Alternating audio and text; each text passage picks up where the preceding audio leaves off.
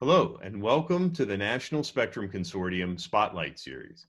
I'm Sal D'Itri, the chairman of the consortium. Spotlight Series is a group of 5-minute interviews we're doing with members of the National Spectrum Consortium. We're talking about 5G and spectrum innovations. Now, let me introduce today's guest, Martin Amen. He's vice president and general manager at Cubic Nuvotronics. Today, our theme is mmWave technology. Thanks for joining me, Martin. Thank you for having me on, Sal. Before we dive into mmWave and 5G, tell me a little bit about your day job at Cubic Nuvotronics.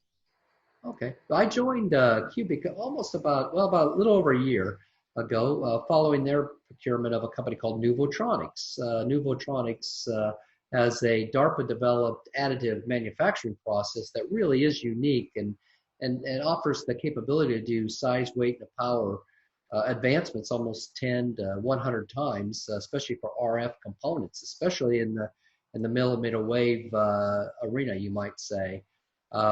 Really true U.S. innovation at its best. My focus is naturally the advancement of this technology as well as employing it into space, defense, and commercial applications. We also are greatly increasing, the overall production capability and capacity, so overseeing that as well as implementation in Cubic and other applications. It's a very interesting technology. 5G has a lot of promise. The bandwidth capabilities are game changers and things like augmented reality and education and home entertainment. Tell us a bit about the role of millimeter wave in 5G and the ecosystem and the standards and where you all see it going. Yeah, as long as there's ever increasing thirst for bandwidth, there's naturally going to be the advanced need of additional spectrum, and that can be expected. Especially from a 5G perspective, mobility infrastructure is going to be a big driver, and millimeter wave offers that. I know even in advancements, the third generator partnership is looking at frequencies upwards in 70 gigahertz. So simply put, millimeter wave offers critical higher data rates. It's going to offer higher resolution, increased security aspects to meet this ever increasing demand for bandwidth.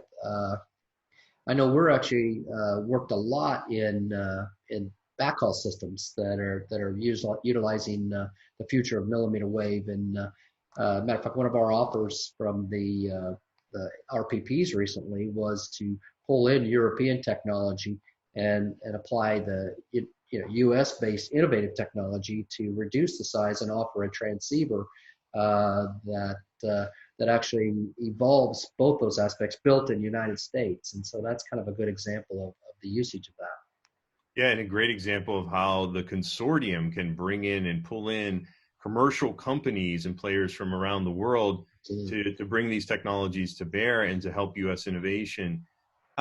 One of the knocks on millimeter wave, one of the questions about it is its propagation, price points, as folks are looking to reach density for the technology. Tell us a bit about how you all are working to overcome that. Yeah, you really hit on some of the points. I mean, the absorption, path loss is always an issue. Reduced signal distance, I think it's 120 to 200 meters. Unable to go through foliage, for example, another one, and then price. You touched on that. Requirements for many base stations and antennas and items like that. I know from the absorption issue, we're developing a lot of low loss front ends and high gain antenna technology to really try to use as much of the spectrum as we can. Reduced distances is going to require multiple antennas in that, and so we have concepts and tests that went through on that. Due to our size, weight, and power advantages, naturally smaller systems and putting those in multiple places, I'll be able to put in a lot of different places. And then for blockage, in line of sight type arrangements, we're looking at more the mesh networking and how does that help solve some of the issues. And lastly, price. I mentioned earlier that we're building out a fairly advanced manufacturing capability to meet certain price points to make it a lower cost implementation.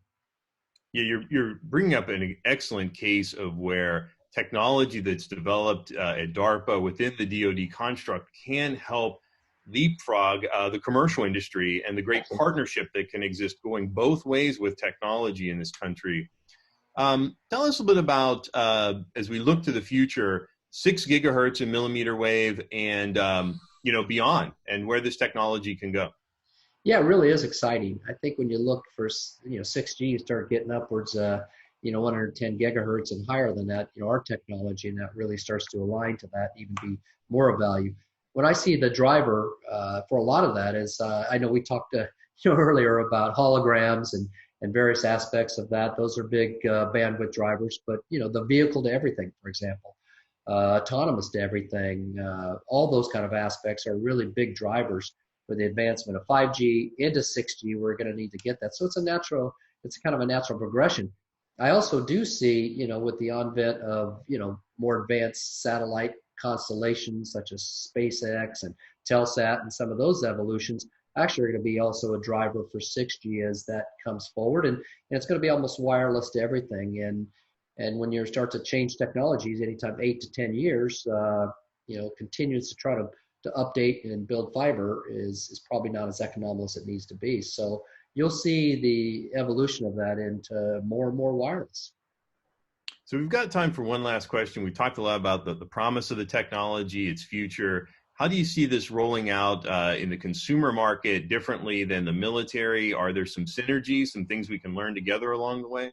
Yeah, I kind of came out of the defense industry, and so I'm very aware of how the defense and those kind of systems come together. And so now being in there is a year in commercial, there is a good, you might say, overlap between commercial and military.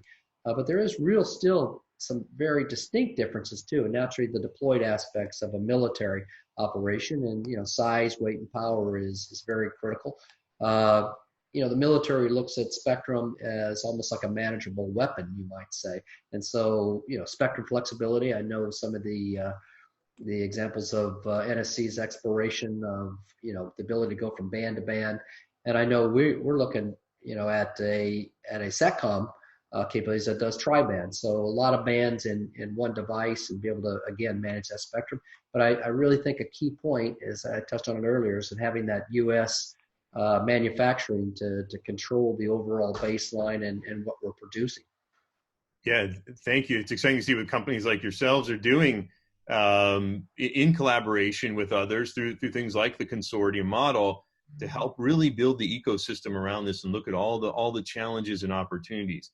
Well, look, Martin, that's all the time we have for today. I want to thank you so much for joining us.